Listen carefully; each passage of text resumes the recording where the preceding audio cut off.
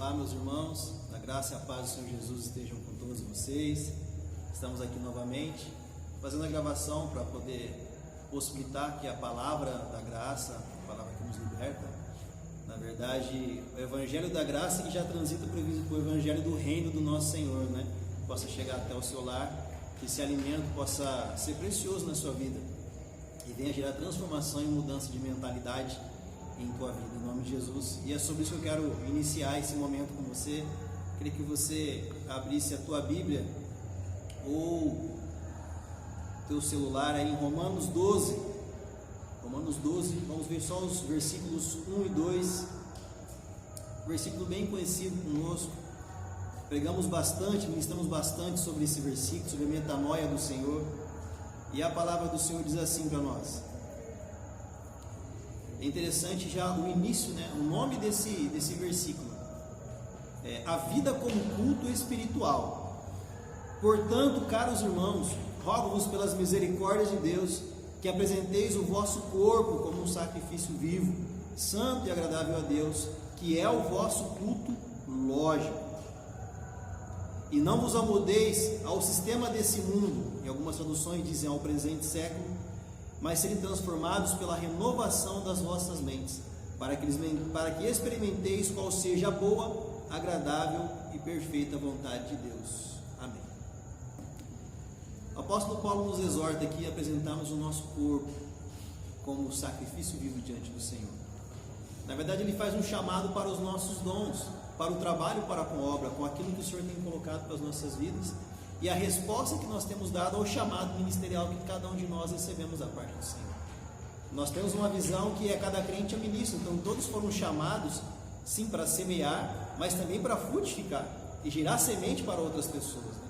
Nós estamos aqui para colher de alguns trabalhos que alguns fizeram no passado, e semeaduras que foram feitas no passado, nós estamos no momento de colher. E se o povo de Deus continuar a semear, ainda mais no momento de crise como nós estamos passando, né? Crise de identidade do próprio povo cristão, né? Nós entendemos que o mundo ele sofre por medo aí fora, por incertezas, por inconsistências do mercado, questões que afloram a saúde, né? A contaminação e tudo mais. Só que infelizmente isso tem tomado diretrizes que têm chegado também ao corpo cristão. E isso sim preocupa. Então esse momento nós somos colocados à prova. Porque é nesse momento de dificuldade, talvez, de um revés, como tem algumas histórias da Bíblia, que ela nos apresenta alguns, é justamente nesse momento que o posicionamento do povo de Deus é importante e necessário. É nesse momento que nós temos que exercer o que fala aqui no versículo 1. Colocarmos o nosso corpo, os nossos dons à prova em sacrifício vivo ao Senhor. É nesse momento que a obra precisa continuar, que a palavra precisa continuar a ser ministrada, para que alcance aqueles que estão desesperançados.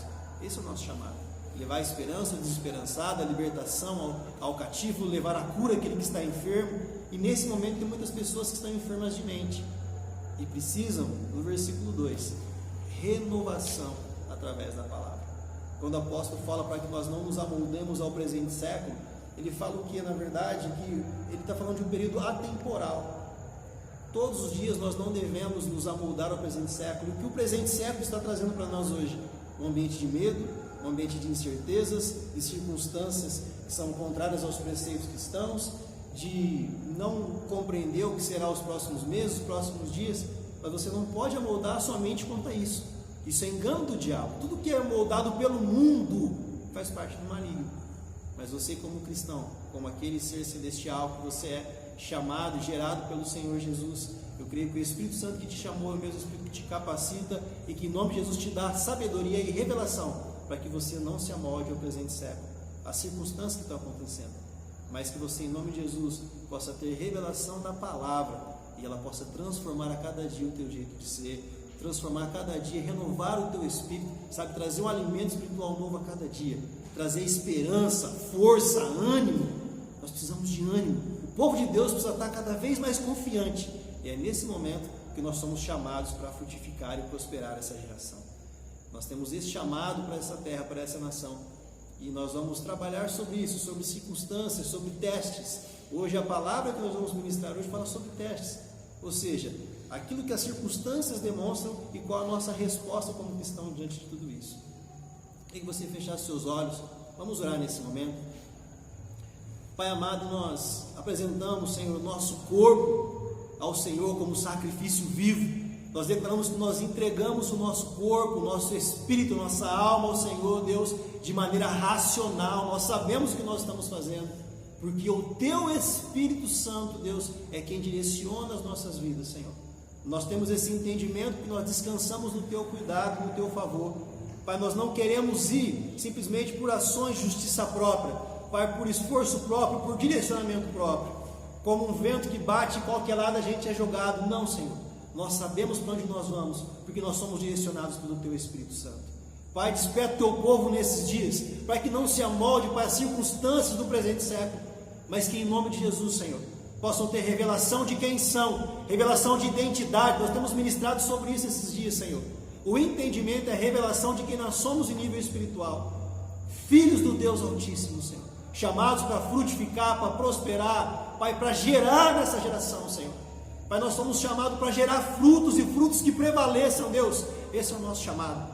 Pai, nós repreendemos agora todo o espírito de medo e levante do inferno sobre nossas vidas. Pai, que toda a mentira do diabo, Deus, que todo sofisma caia por terra agora, Senhor. Nós rejeitamos, para honra e glória do nome do Senhor Jesus, e declaramos, Pai, que nós estamos abertos a receber da Tua metanoia, Deus, a Tua mudança de mentalidade em nós. Nós queremos, Pai, ser, Pai, mudados por Ti. Leva-nos a ter fome e sede da Tua palavra, Deus, sede pela presença, sede pelo secreto, Deus, fome de Ti, Senhor, porque nós sabemos que cada vez que nós contemplamos ao Senhor, quanto mais nós contemplamos ao Senhor, mais, Pai, nós nos parecemos e nos tornamos semelhantes a Ti, Senhor. E cada vez que nós comemos da Tua palavra, mais ela transforma o nosso espírito, e como o nosso espírito, Senhor, rege a nossa vida também é transformada para a honra e glória do Senhor Jesus. Amém. Vamos louvar o Senhor, queridos. Creio que mesmo na sua casa você pode fechar os seus olhos, entrar num ambiente de adoração ao Senhor. E nós vamos adorar o Senhor nesse momento. E nós sabemos o quanto que nós somos amados.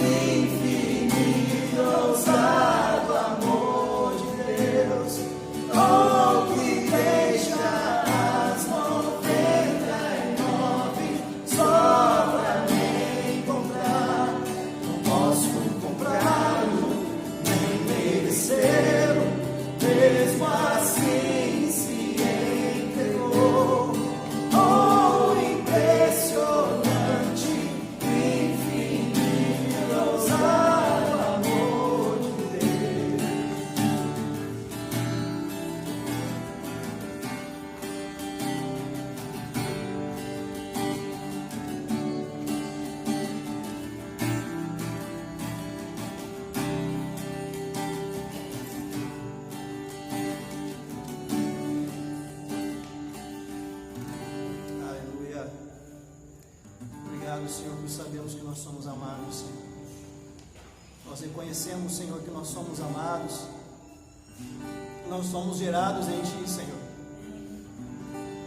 Pai, leva-nos a fluir, Senhor, na essência da adoração, Senhor. Pai, nós queremos fluir na Tua presença, o nosso Espírito, Senhor, quer se conectar com o Teu.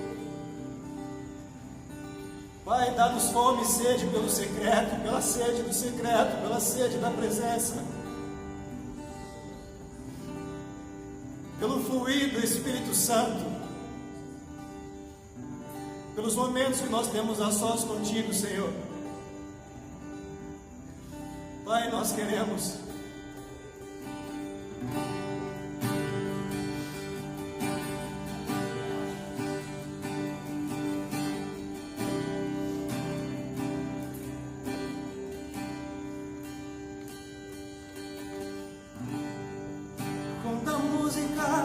esmorece e o resto desaparece.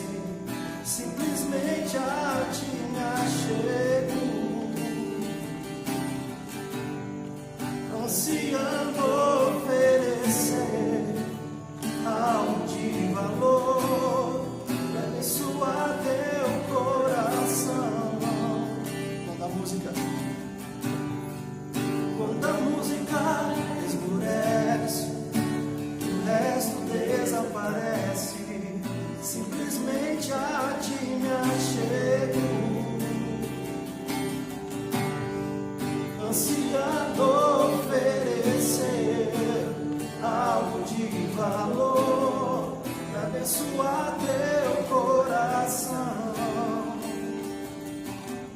Mais que uma canção eu te darei, pois apenas uma canção não é o que queres de mim. Mais profundo busca, Senhor, do que os olhos podem ver. Queres meu coração.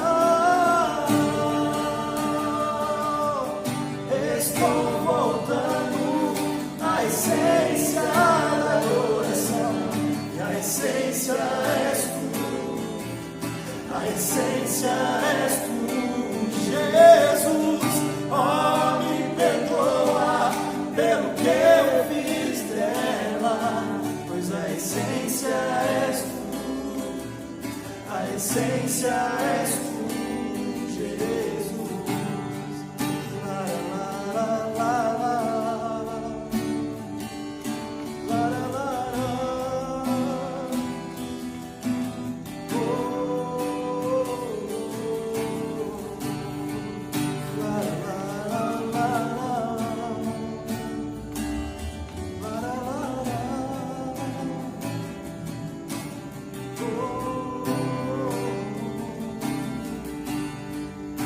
De imensurável valor, ninguém pode expressar quanto és digno.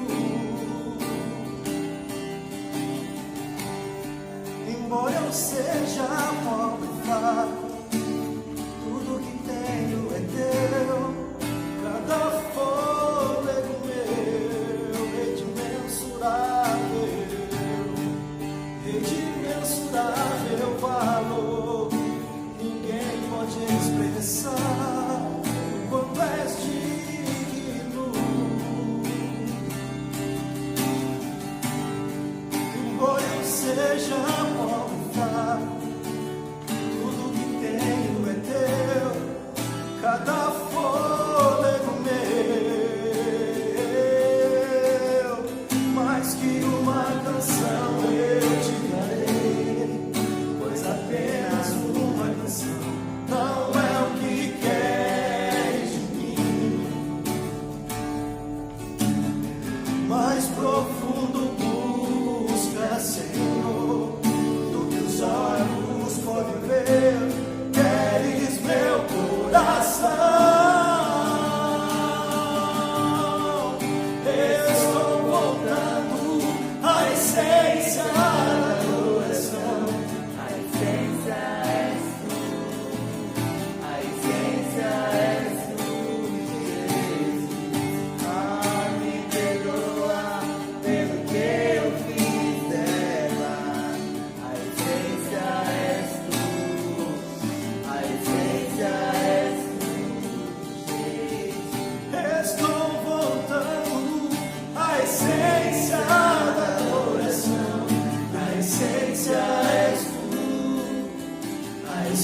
essência és tu, Jesus. Oh, me perdoa pelo que eu fiz dela, pois a essência és tu, a essência és tu, Jesus. Estou voltando à essência da adoração. A essência és tu, a essência és tu, Jesus. Me perdoa pelo que eu fiz dela, pois a essência és tu, a essência és tu, Jesus.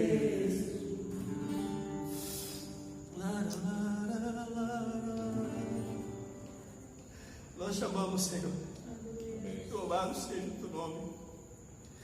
Leva-nos, Senhor, a fluir na tua essência. Se nós rejeitamos, Senhor, todo o império do inferno, nós declaramos que está anulado, que caia por terra agora todo esse império de mentira. Em nome de Jesus, Senhor, nós somos o que nós somos, Deus. A tua igreja, Deus, foi gerada no teu coração para fluir na tua presença, para fluir no sobrenatural de Deus. Senhor, nós somos sim, Deus, seres espirituais, Senhor, gerados em ti. Nós temos o mesmo Espírito, Senhor. Tua palavra diz que nós somos gerados à tua semelhança, Deus, a tua imagem e semelhança. A imagem, Senhor, fala de questão física, mas é semelhança, fala de interno, de conteúdo, Senhor, de celestialidade. Mas nós rejeitamos em nome de Jesus toda a mentira do inferno, Deus, e nós declaramos a tua igreja de pé, Senhor, prevalecente, Senhor, Pai, crendo naquilo que é, principalmente naquilo que o Senhor Jesus é, e nós nos escondemos dele, Senhor, porque cremos que nele a plenitude, porque cremos que em Jesus, Senhor, a soberania, nós cremos que em Jesus a perfeição, em Jesus a salvação, em Jesus a saúde, em Jesus a lucidez, Senhor, em Jesus a sabedoria. Nós buscamos a sabedoria do alto nesse momento, Senhor. Em nome de Jesus, Senhor, nós entregamos o nosso louvor, a nossa adoração ao único que é digno de receber toda honra, glória, majestade, louvor e poder, que é o Senhor. Em nome de Jesus. Amém. Eu quero compartilhar com você uma palavra, Provérbios 3, versículos de 9 e 10. Trazer uma palavra de oferta e dízimo para a sua vida. Diz assim a palavra do Senhor: honra o Senhor com os teus bens e com as primícias de todos os teus rendimentos, e se encherão com fartura os teus celeiros, assim como transbordarão de vinho os teus reservatórios. A palavra do Senhor nos deixa como orientação, querido. Na verdade, nós estamos falando uma palavra de semeadura. Quando nós falamos sobre a palavra de dízimo e oferta, eu gosto mais de trazer palavras de fé, na verdade de entendimento e compreensão de quem é o nosso mantenedor, quem é aquele que nos sustenta. Quando nós agimos na esfera da justiça própria, ou seja, não na dependência do Espírito Santo de Deus, infelizmente nós estamos negligenciando aquele que é por nós, aquele que nos sustenta a nossa fé. Quando nós agimos dessa maneira, nós estamos rejeitando o sacrifício de Cristo, ou, na verdade, talvez não o sacrifício, mas a palavra diz de tão grande salvação. Eu entendo que o sacrifício que o Senhor nos trouxe da cruz do Calvário não foi somente um sacrifício, não foi somente um livramento do inferno, uma salvação do inferno. Eu creio que o que Jesus liberou na cruz do Calvário foi um pacote de bênção para mim e para a tua vida. Que quando nós recebemos o próprio Espírito Santo em nós, quando recebemos o Senhor Jesus em nossas vidas, esse pacote de salvação junto com bênção, prosperidade, alegria, porque aqui fala encherão de vinho os teus reservatórios. O vinho nos fala de alegria. Na Bíblia o vinho simboliza alegria, e nós sabemos sim que o cristão busca por alegria no Senhor. A alegria do Senhor é a nossa força. E quando nós recebemos essa salvação e aceitamos o sacrifício do Cordeiro, nós temos disponível em nossas vidas bênçãos sem medida. Só que infelizmente nós podemos recusar algumas delas, como nós estamos falando nesse momento a respeito de prosperidade através do dízimo e da oferta. Honra o Senhor com os teus bens e com a primícia de todos os teus rendimentos, ou seja, daquilo que é o teu ganho. você tem que separar a tua primícia ao Senhor. E se encherão com fartura os teus celeiros, assim como transbordarão de vinho os teus reservatórios. Isso aqui o Senhor nos dá uma palavra, na verdade com uma promessa em troca. Eu não gosto muito de trazer essas palavras de oferta, na verdade, em recompensa em algo, ainda sabendo que o Senhor é galardoador e recompensa aos seus. Eu gosto de trazer um nível de fé, por entendimento e revelação. Porque quando eu entendi sobre o dízimo na minha vida, não foi num momento de troca para com o Senhor. Eu entendo que, nós vamos falar um pouco sobre isso na mensagem logo em seguida. Quando nós falamos de troca, nós falamos de pessoas que ainda são infantis. Parte dessa ministração de hoje fala sobre o adulto e sobre o cristão que é adulto, que amadureceu e está no processo de amadurecimento, ou sobre o cristão que ainda, infelizmente, é infantil, que não cresceu, suas atitudes ainda são infantis. E a criança, ela faz as coisas por troca com o Senhor. E, infelizmente, muitas vezes, o povo de Deus acaba barganhando com o Senhor, fazendo as coisas com o Senhor a nível de troca, e não é isso que o Senhor quer trazer para nós. O Senhor quer trazer o entendimento, a revelação, de devolver para Ele aquilo que é dele, por você ter revelação no teu espírito, que da onde saiu vai vir muito mais, que os 10% que você entregou ao Senhor, porque os 10% existe uma simbologia sobre esses 10% na Bíblia, que quando você entrega esses 10% ao Senhor, na verdade Ele abençoa o todo, os 90% são abençoados e vai prosperar, vai render mais do que o todo. Isso é justamente, confronta com os dias de hoje, dias de medo. Então, quando nós não entregamos ao Senhor, talvez pode ser por medo de faltar. Eu vou ser o Deus 10%, poxa, já não está fechando, como é que vai faltar, Senhor? É justamente onde eu passo de fé. E um outro ponto que nós vamos ministrar sobre hoje, sobre a questão do cristão, não agir por vista, não agir de maneira, pelos seus próprios instintos, mas agir por fé, agir pelo sobrenatural de Deus, agir pelo Espírito de Deus, agir pelo sobrenatural daquilo que o Senhor tem para fluir em nossas vidas. E quando eu entendi a respeito do dízimo, justamente foi a questão do que eu sabia, naquele momento, quem realmente era o meu supridor. Não eram os meus braços, não era o meu intelecto que me levavam a ter as minhas rendas, mas a bondade do meu Pai, porque se tudo é dele, e por ele, e para ele são todas as coisas, então as minhas rendas também eram dele, e eu tinha que devolver para ele aquilo que era dele. Mas ainda assim o Senhor, com toda a sua bondade, quando nós devolvemos a ele aquilo que é dele, ele ainda com sua generosidade de Pai, ainda transborda os nossos celeiros. Algumas pessoas têm trazido os dízimos, as ofertas aqui no prédio, o prédio está aberto durante a semana, o decreto fala de estar aberto por questões administrativas, então as necessidades do prédio, reuniões, coisas que estão acontecendo, a porta do prédio está aberta, ou mesmo pela lateral, e muitos irmãos estão trazendo o seu dízimo e a sua oferta, e eu convido você a partilhar disso. Tem alguns irmãos que estão depositando o dízimo em conta, não querem se locomover, amém, nós compreendemos totalmente, e estão depositando na conta. Temos 2 contas disponíveis para o depósito do dízimo das ofertas, e os irmãos têm feito isso, e olha, o Senhor tem nos surpreendido. Nós falamos esse dia na reunião do presbitério, nós imaginávamos um cenário, mas nós entendemos que o Senhor tem gerado no coração da igreja, e as nossas receitas, mesmo nesse momento de incerteza que as pessoas estão, não tem ofendido a fé dos irmãos diante disso, porque os nossos recursos estão dentro de uma linha de substanciamento ali que nós conseguimos trabalhar com a nossa despesa. Nossa gratidão ao Senhor que tem revelado isso ao teu coração, e eu declaro que você, em nome de Jesus, permanecerá com essa revelação intacta, porque você tem entendimento que nós estamos, na verdade, cuidando da obra do nosso Pai. Todo filho que tem o privilégio de poder suprir e abençoar a obra do seu Pai, porque sabe que é o Pai que cuida de todas as coisas, e aquilo que nós fazemos para o Pai, na verdade, é herança nossa, é essa obra que nós estamos ministrando, correndo, levando e semeando nela, na verdade, é herança que o Senhor deixou para nós, porque nós somos co-herdeiros com Cristo Jesus. Então, se você quiser vir ao prédio trazer, fique à vontade, ou você pode depositar aí também numa das contas, procure o seu líder, o discipulador ou mesmo o pastor, pelo WhatsApp, pelo telefone que você tem, e nós vamos fornecer as contas para vocês, amém? Vamos falar hoje sobre o livro do nosso pastor Zé Luiz. Nós terminamos o devocional Chamados para Frutificar, e demos início já a uma sequência na mesma semana, chamada Armadilha do Eu, que é um livro que o Espírito Santo deu ao nosso pastor. Ele está já concluindo já os últimos capítulos, então nós estamos hoje no capítulo 5, se não me engano, 4 ou 5? 5, pastor?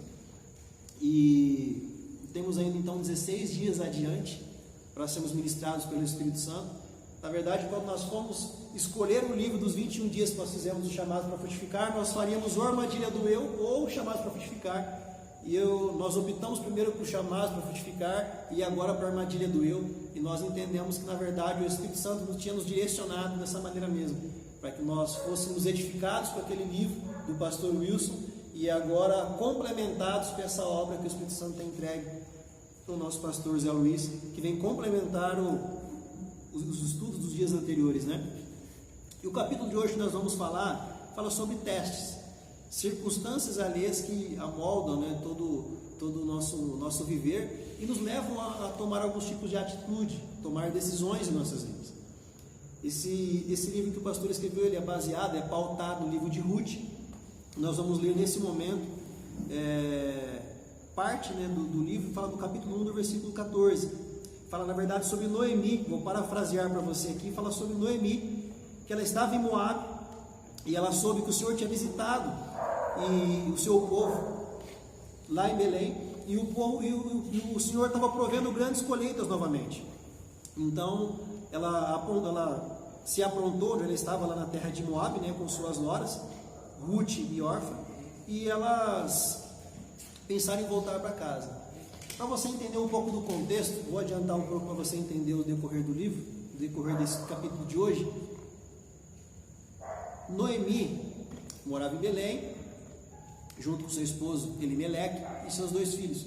Naquele momento, naquele período, na verdade a palavra fala, e alguns estudiosos também complementam, que esse momento que foi escrito o livro de Ruth, essa passagem de Ruth, foi um dos períodos mais difíceis de toda a Bíblia, né? O período de Juízes. Então era um momento onde que o povo, na verdade, se relacionava com o Senhor por troca, né? Então eles queriam a bênção de Deus, mas não queriam o Deus da bênção, sabe? Eles queriam o Senhor por aquilo que o Senhor poderia oferecer para eles, e não, na verdade, a plenitude do que o Senhor, na verdade, era.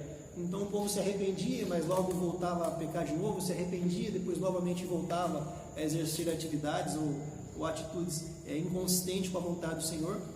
Então era, na verdade, uma verdadeira montanha-russa que o povo vivia, né?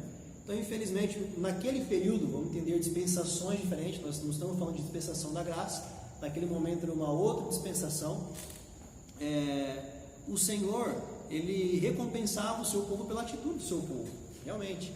E o povo, como infelizmente não correspondia ao caráter de Deus naquele momento, porque o Senhor já tinha apresentado as leis para o povo, foi justamente esse período de juízo, foi logo após a morte de Josué, que foi o precursor, né, o discípulo de Moisés, e o povo ficou meio perdido nesse período, e agindo com Deus de maneira displicente.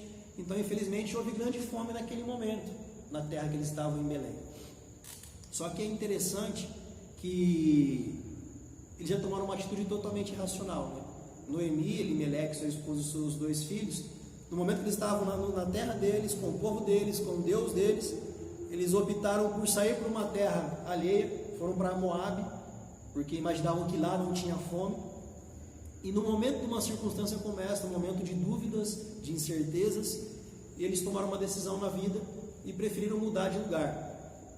Preferiram, ao invés de enfrentar as circunstâncias, buscar ao Senhor, buscar a face do Senhor e crer que o Senhor ajustaria aquela situação, eles preferiram, talvez, obviamente por uma questão humana, né, agiram por vista da situação e tomaram uma atitude de mudar de lugar. Vou acelerar um pouco a história, depois a gente volta pontuando. A palavra diz que depois que eles mudaram para Moabe, seus filhos cresceram, se casaram, e as 2 noras, as 2 mulheres que esses filhos casaram, justamente uma é Ruth e a outra é Orfa. Então elas eram moabitas, eles não faziam parte do povo do Senhor. Elas foram colocadas a casamento na terra delas, junto com os filhos de Noemi que estavam lá. Só que nesse período que eles moraram lá, infelizmente Noemi perdeu o esposo, Elimeleque morreu, seus 2 filhos morreram também, e ela esteve naquele momento perdida, sem saber o que fazer, já com certa idade, com as suas 2 noras. E a partir daí que nós vamos discorrer. Ela entra num paralelo. E agora, o que eu faço? Eu fico aqui, perdi tudo, trouxe poucas coisas, mas o que eu trouxe eu acabei de perder, principalmente o que eu tinha de mais precioso, que eram os meus familiares, esposa e filhos. Ou eu volto para minha terra novamente, porque há rumores, eu estou ouvindo que lá o Senhor está novamente visitando a terra, o Senhor está novamente visitando o povo, provendo colheitas, ou seja, provendo fartura, alimento, provisão, prosperidade novamente. Você percebe que novamente ele estava agindo por vista. Ele estava novamente numa situação, já em terra estranha, e novamente por vista, por saber que lá estava tendo prosperidade, estava se movendo novamente. É a partir daí que nós vamos. Deus não se contenta com o nível em que nós estamos. Ele sempre moverá na nossa vida para um nível mais profundo. Quando nós temos uma promessa da parte de Deus, a nossa parte é a preparação e ter um posicionamento diante dele. Como cristãos, nós recebemos promessas do Senhor. É interessante algumas pessoas que falam assim: poxa, eu tenho um chamado, Deus me chamou um dia para ser missionário, Deus falou para mim que eu seria um grande profissional em tal área, ou Deus falou para mim que eu tenho um chamado pastoral, Deus falou para mim que eu seria evangelista, que muitas pessoas serão tocadas através da minha vida para a glória do nome dele, e eu não vejo as coisas acontecer. O que tem feito, o que tem acontecido? Na verdade, Deus sempre quer nos levar a patamares maiores, só que cada vez que nós elevamos, ou subimos o nível de fé, demanda de nós um posicionamento e demanda de nós um novo nível mais profundo com o Senhor, uma preparação. Tudo que nós vamos receber do Senhor, o Senhor, ele é rocha, ele tem que ser sempre uma base firme. O Senhor nunca vai nos entregar algo, uma promessa, o Senhor nunca vai nos entregar um desafio, o Senhor nunca vai nos entregar uma missão que nós não tenhamos uma base sólida construída por Ele, espiritual, de mudança de caráter, de mudança de vida, para que quando nós tenhamos que realmente desempenhar aquilo que o Senhor nos colocou como chamado, como missão, realmente nós não tenhamos dúvida daquilo, e tenhamos o nosso ouvido aberto para ouvir aquilo que o Espírito Santo tem para nos fazer direcionar. Se nós não estamos dispostos a recebermos esse tratar do Senhor, a recebermos esse aumento de nível de fé do Senhor, que gera em nós, obviamente, um posicionamento, e tem um preço sim, um preço de querer, um preço de renúncia de muitas coisas, mas obviamente para um bem maior, para um bem espiritual, para a missão que nós temos aqui na terra, para cumprir o nosso chamado diante do Senhor, infelizmente nós vamos nos frustrar. E ainda culpar o Senhor por algumas coisas. Noemi, nesse contexto que ela chegou aqui, perdeu família, perdeu tudo, ela culpava o Senhor pelas escolhas. Ela achava que o Senhor tinha incitado ela, o Senhor tinha movido as circunstâncias para que ela pudesse mudar de lugar, mudar de situação, e infelizmente ela perdeu ainda mais do que ela tinha. Ela culpava o Senhor. Infelizmente isso acontece muito com a igreja. Se nós não estamos dispostos a receber dessa metanoia do Senhor que nós falamos no início, de receber a mudança, a transformação de mente, a mudança de mente em nossas vidas, infelizmente nós vamos sempre esbarrar, sabe aonde? Com nós mesmos, porque nós vamos estar andando pela alma, pela nossa mente, pelas nossas vontades, pelas nossas emoções. Isso conflita com aquilo que o Senhor tem para as nossas vidas. Entretanto, quando não submetemos nossa vida ao comando do Espírito, andamos pela fé, pela cruz e pelo sobrenatural. Facilmente entramos no domínio da alma, quando nós não obedecemos isso. Quando nós não entramos na esfera espiritual, não andamos pela fé, não andamos pela cruz e não andamos pelo sobrenatural de Deus, infelizmente nós caímos ou recaímos no domínio da alma, da mente e de nossas emoções. E assim nós somos facilmente atraídos para a armadilha do eu, que é o tema desse livro. Então, quando nós falamos de justiça própria, quando nós agimos pelo nosso esforço próprio, pela nossa mente, pelas nossas vontades e emoções, nós caímos na armadilha do eu, porque nós colocamos o nosso interesse na situação, o que na verdade nós queremos. Nós falamos bastante esses dias sobre isso, é algo que está bem latente em nós.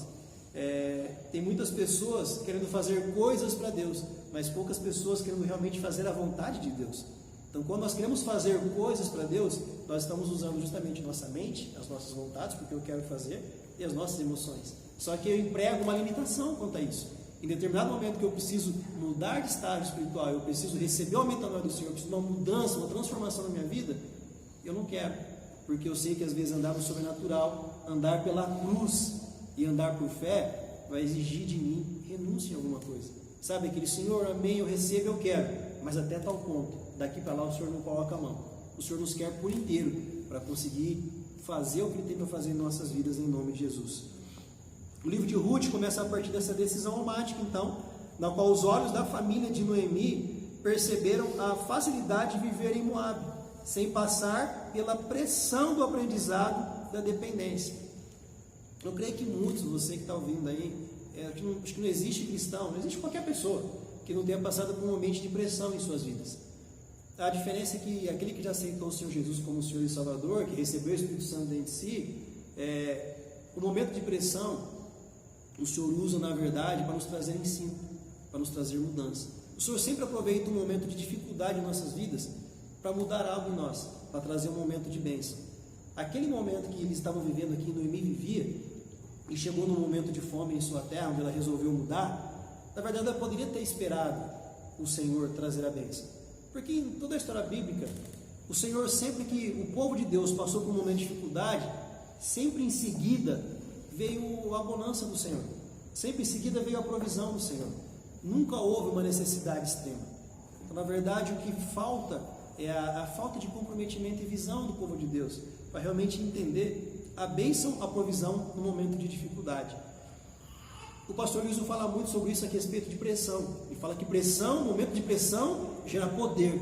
O apóstolo Paulo diz assim, que orou 3 vezes ao Senhor para que fosse retirado o espinho da carne dele, e o Senhor volta para ele e fala assim: a minha graça te basta e o meu poder se aperfeiçoa nas suas fraquezas. E o apóstolo Paulo então recebe aquela palavra e fala: então eu me gloriarei nas minhas fraquezas, porque ele sabia que no momento de fraqueza dele, ou seja, no momento de pressão dele, ele estaria aberto para receber o que o Senhor tinha para mudar na vida dele.